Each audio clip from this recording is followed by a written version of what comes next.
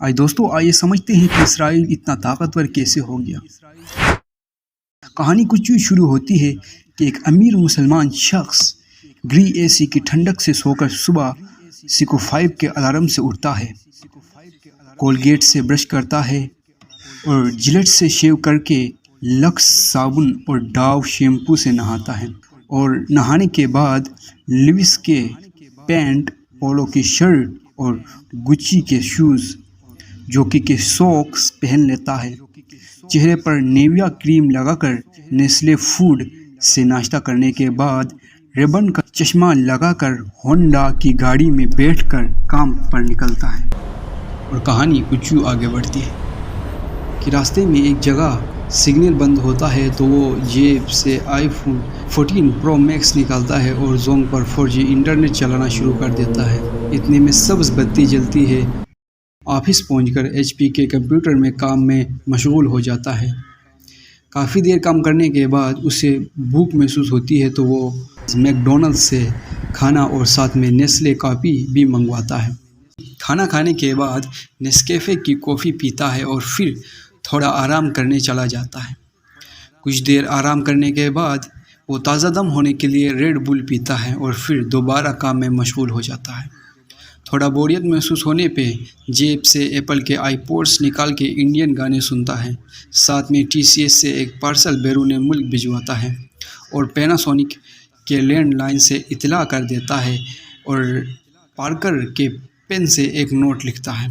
کچھ دیر بعد جب ٹائم زیادہ گزرتا ہے تو رولیکس کی گھڑی میں ٹائم چیک کرتا ہے تو اسے پتہ چلتا ہے کہ واپسی کا وقت ہو جاتا ہے، تو وہ دوبارہ سٹائلش انداز میں ہونڈا کی گاڑی سٹارٹ کرتا ہے اور گھر کے لیے روانہ ہو جاتا ہے۔ کچھ ہی لمحے بعد شیل کا پیٹرول پمپ آ جاتا ہے، وہاں سے ٹینکی فل کرتا ہے اور ہائپر سٹار کا رخ کر لیتا ہے تاکہ گھر کے لیے کچھ سامان خرید سکے۔ سٹور سے بچوں کے لیے میگی اور کنور کے نوڈلز، کیڈبری کٹ کاٹ اور زنکرز اور نیسلے کے مہنگے جوس وغیرہ خرید لیتا ہے۔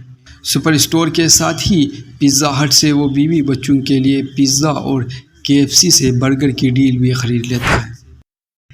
گھر جب واپسی پہنچ جاتا ہے تو گھر جا کر کھانا کھانے کے بعد سب گھر والے سونی کے LED پر مشہور زمانہ نیوز چینل پر مایوسی والی خبریں سن رہے ہوتے ہیں اور ہاتھ میں کوک کے گلاس پکڑے ہوتے ہیں کہ خبر آتی ہے کہ اسرائیل نے فلسطینیوں پر بمباری کی۔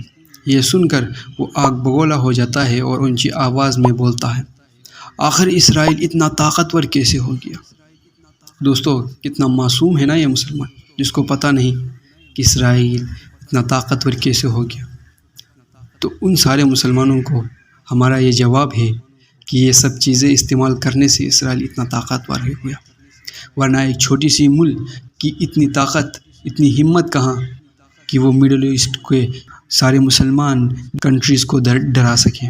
تو دوستو، اگر آپ کے ارد گرد بھی ایسے امیر مسلمان موجود ہیں جن کو پتہ نہیں کہ اسرائیل اتنا طاقتور کیسے ہو گیا کہ مڈل ایسٹ کے سارے کنٹریز کو ڈرا رہا ہے، ہماری یہ ویڈیو ان مسلمانوں تک پہنچا دے جن کو پتہ نہیں کہ اسرائیل آخر اتنا طاقتور کیسے ہو گیا، اور ہمارے چینل کو بھی سبسکرائب کریں تاکہ ہم ایسی ویڈیوز بناتے رہیں، اور ہم بھی مسلمان ہیں، ہم کوئی آپ کے دشمن اسرائیل نہیں ہیں۔